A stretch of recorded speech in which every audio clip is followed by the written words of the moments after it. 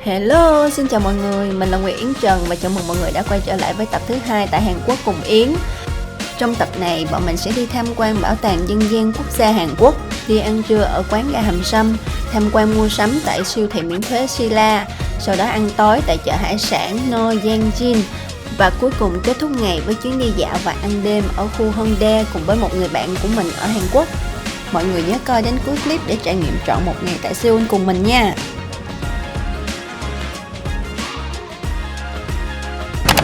Tình hình là trời đang mưa và cũng không lạnh lắm. Mình nghĩ là khả năng là sẽ đổi lịch trình, tại vì hôm nay lịch trình là sẽ đi Hoàng cung, bận hanbok, chụp hình. Mà giờ mưa kiểu này rồi thì làm sao mà đi Hoàng cung được nữa. Hôm nay là ngày thứ 2 tụi mình ở Seoul. Thì ngày hôm nay tụi mình đáng lẽ lúc đầu là cái kế hoạch là sẽ bận áo hanbok để đi chụp ảnh ở cung điện, nhưng mà do thời tiết hôm nay trời chẳng mưa quá, hồi sáng bước ra khách sạn là trời mưa luôn rồi, nên thành ra hôm nay tụi mình sẽ đổi kế hoạch là sẽ đi tham quan cái bảo tàng truyền thống của Hàn Quốc. Tính ra là cũng nhờ trời mưa nên mới có dịp đi, chứ thật ra là cái điểm này ngày mai, nếu mà ngày mai đi là optional thì có thể là sẽ rất là nhiều bỏ cuộc không đi, nhưng mà do hôm nay đổi qua bắt buộc phải đi nên thành ra tất cả mọi người đều đang ở đây, bây giờ tụi mình sẽ chụp ảnh kỷ niệm.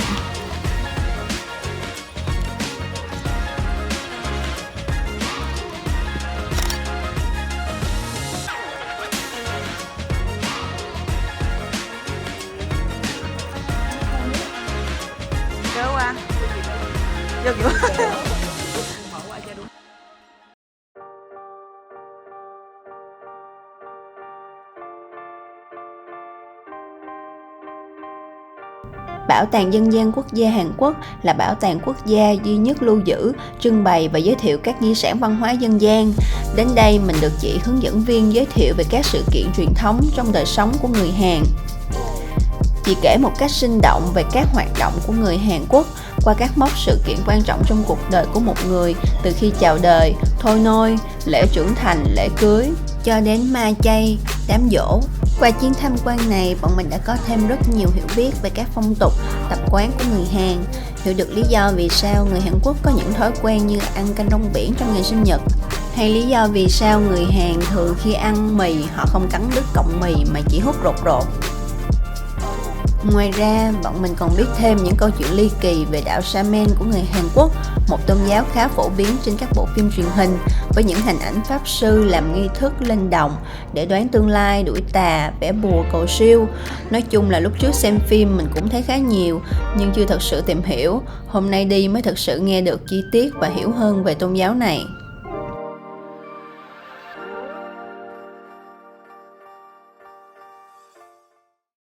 Sau khi tham quan bảo tàng xong thì tụi mình la lại xe để di chuyển qua địa điểm khác. Trời lại mưa và sau đó lại tạnh.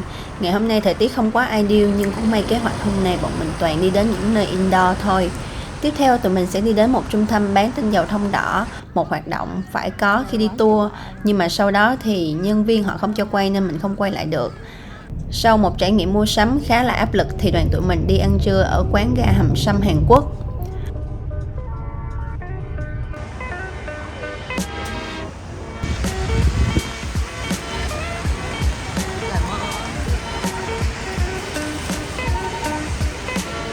Quán gà này do công ty mình chọn nên mình không có research gì nhiều về quán, nhưng khi xem review thì thấy quán cũng được đánh giá khá cao nha. Hồi nãy khi mà đang đi ngoài đường gặp trời mưa lất phất lạnh lạnh là bọn mình đã nghĩ trời như vậy mà được ăn một phần gà hầm bốc khói nghi ngút là sướng rơn người. Bây giờ suy nghĩ đã thành sự thật luôn rồi nè. Bước vô thì nhân viên mang ra cho mỗi đứa một thố gà hầm sâm như vậy đây.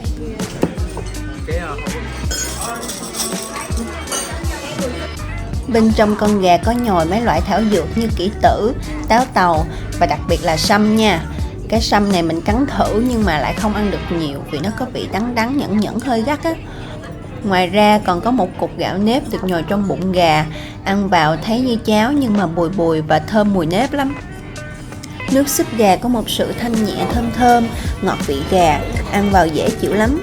Mặc dù được hầm với rất nhiều loại gia vị thảo dược nhưng mà vẫn rất thanh nhẹ nha, chứ không có quá đậm mùi. Một phần to như vậy cho mỗi người là quá nhiều. Có thể năng suất ăn của người Hàn cao vì thấy đa số người ta húp tới giọt cuối cùng luôn.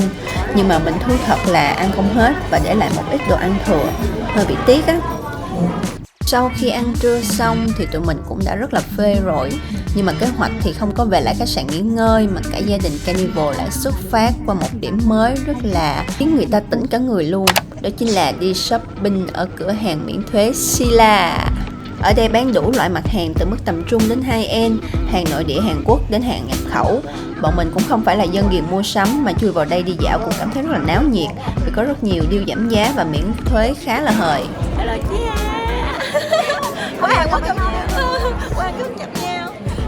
Bây giờ thì mình đang đi qua cái khu vực bán hàng miễn thuế ở Sila, mình đi dạo để xem coi có cái gì mua không, với lại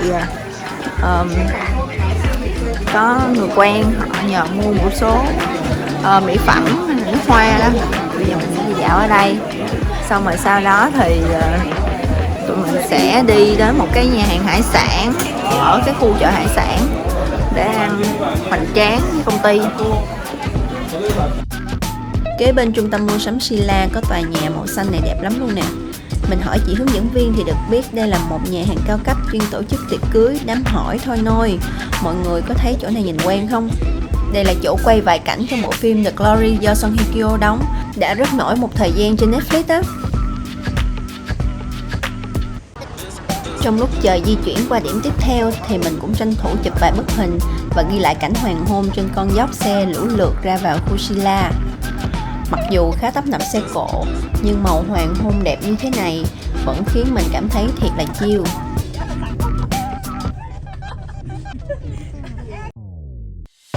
Phần hấp dẫn của ngày hôm nay cuối cùng cũng đã đến. Sếp bảo là hôm nay sẽ dẫn công ty đi ăn hải sản hoành tráng, và địa điểm tụi mình đang đến đó chính là chợ hải sản Sĩ Noyangjin. Ở đây tất cả các sạp đều bán hải sản, bước vào mà mình choáng ngợp luôn. Chợ hải sản bên này cực kỳ sạch sẽ nha, không có bị mùi tanh cá tí nào. Sếp tụi mình đang đi shopping đây nè.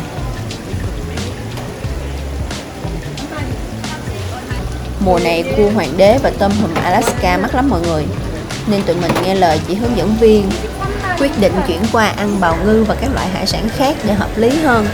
Chị là dân thổ địa đã sống ở Hàn Quốc gần 18 năm rồi nên chắc chắn là sẽ đúng. Bây giờ tụi mình sẽ đi qua quầy bán cá để mua cá làm sashimi. Đi theo cha thôi nào các con. Rồi.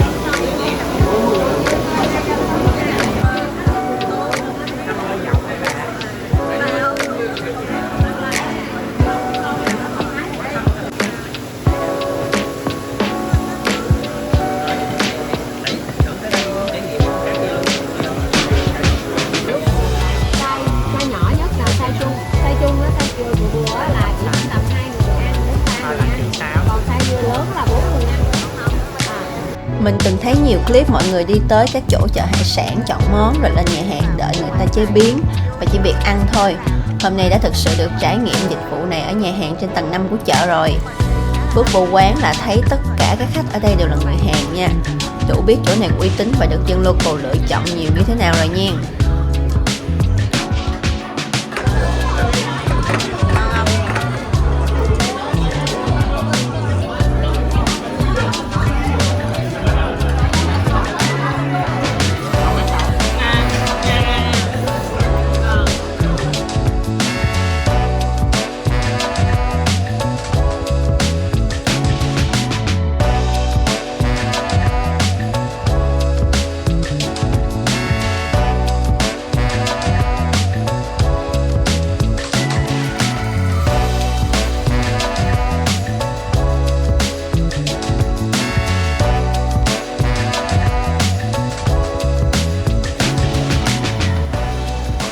Sau khi ăn uống no say thì xe chở tụi mình về khách sạn.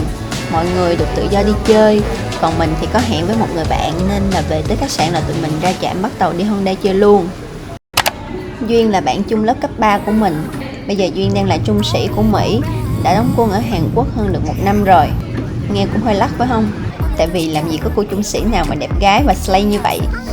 Trong tuần thì Duyên sẽ làm việc luyện tập tại khu doanh trại. Cuối tuần này có dịp mình đến Seoul nên Duyên mới bắt tàu và gặp mình. Ở lại chơi một đêm rồi trưa chủ nhật bạn lại về doanh trại. Hôm trước khi đi Myeongdong mình đã thấy nó quá nhộn nhịp rồi. Không ngờ khu Hongdae còn tấp nập nhiều cái để chơi hơn nữa. Hongdae đúng nghĩa là khu ăn chơi của Seoul luôn. Đi lệch nhịp một xíu là lạc nhau liền luôn á.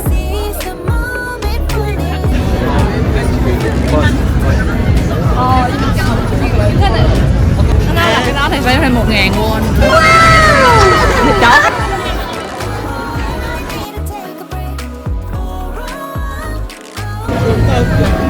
Ở thằng máy kia thiếu.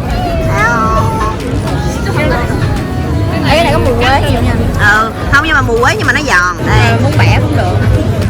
Đây thôi cam tim nó ơi. Nó giòn.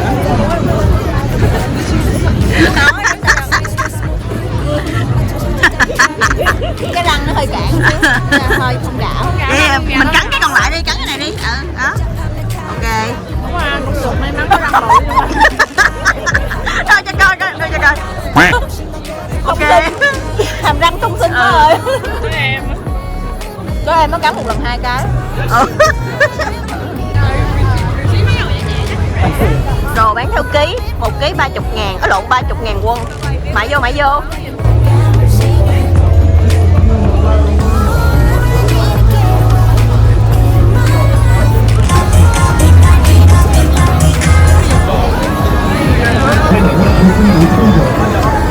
뭐가 도대체?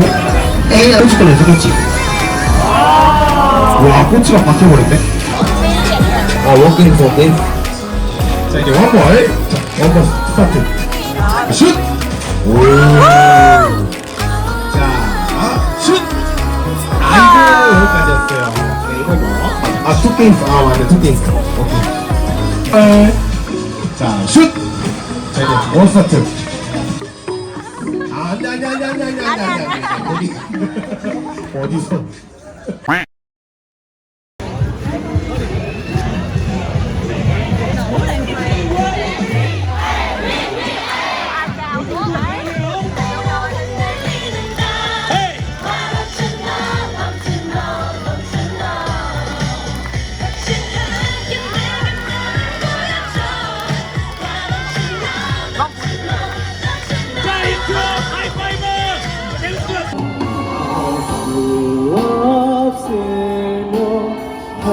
감정들이 힘들단 걸 알지만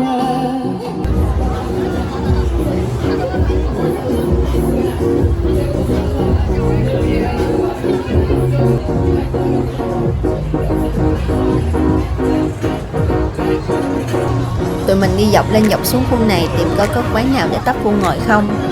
Hôm nay đi nhiều nên mình tương đối hơi đuối, không đủ năng lượng để đi quẩy nên đành tìm quán ngồi nhâm nhi cái gì đó rồi ngồi catch up với nhỏ này.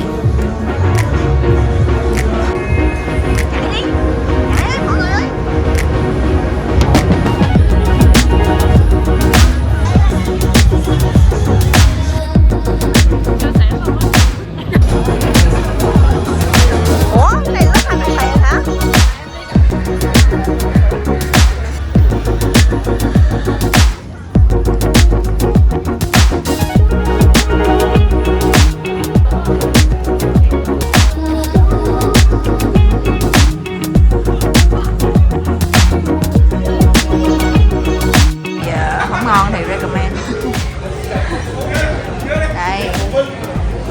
Đây sẽ là bãi đáp của tụi mình. Tìm một hồi luôn mới lựa được cái quán nhìn cũng chiêu chiêu dễ thương. Tụi mình chui vô ngồi đại luôn.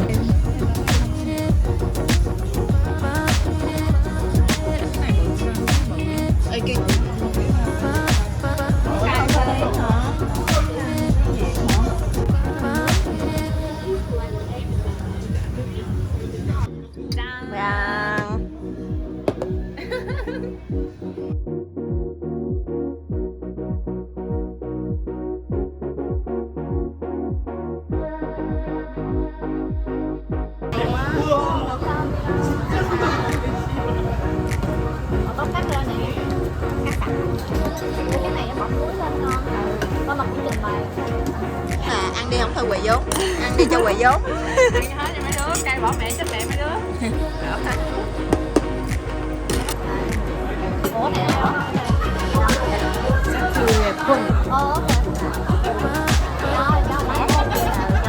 À, lố tay rồi, lấy nha. Con trình bày cũng đẹp mắt.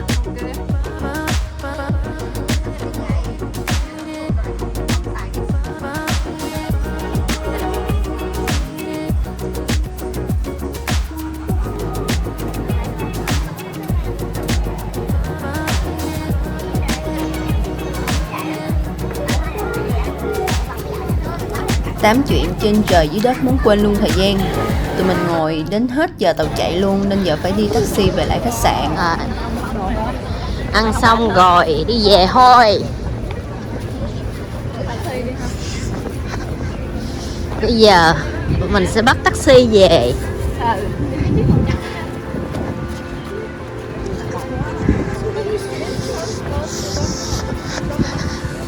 Người Hoa hả? Tiếng Việt kìa, ok. 인천 택시라 서울 종각은 갈 수가 없어요. Cuối ngày rồi mà tụi mình còn gặp kiếp nạn lên trúng chiếc taxi bị giới hạn khu vực chạy, không có chạy đến khách sạn của tụi mình được nên phải tìm chiếc taxi khác. Ủa tại sao không đi qua chỗ đó được? Ê, lạnh quá mọi người ơi, lạnh quá. 12 giờ. Vậy là sau tháng 11 đó. Duyên đang nói là sau tháng 11 đến tháng 2 là mình mà qua Hàn Quốc là sẽ chịu không nổi cái lạnh ở Hàn Quốc. Tại vì cái lạnh này mà mình còn than lạnh nữa thì làm sao mà chịu nổi mùa đông ở Hàn Quốc đây. Ê, tôi qua đây tôi cứ tính Khập Khun Kha. Tôi có quen mẹ tính Khập Khun Kha. Hả? Em tới đây rồi. Tụi mình dự định là ngày hôm sau sẽ dậy sớm để đi chùa, vì gần khách sạn mình ở có một ngôi chùa khá nổi tiếng ở Seoul. Và sau đó thì tụi mình sẽ đi đến chợ Gwangjang để ăn sáng. Cảm ơn mọi người đã xem đến cuối video. Nếu bạn thích nội dung của mình thì nhớ like và subscribe kênh của mình nha. Hẹn gặp lại mọi người vào ngày thứ 3 tại Seoul.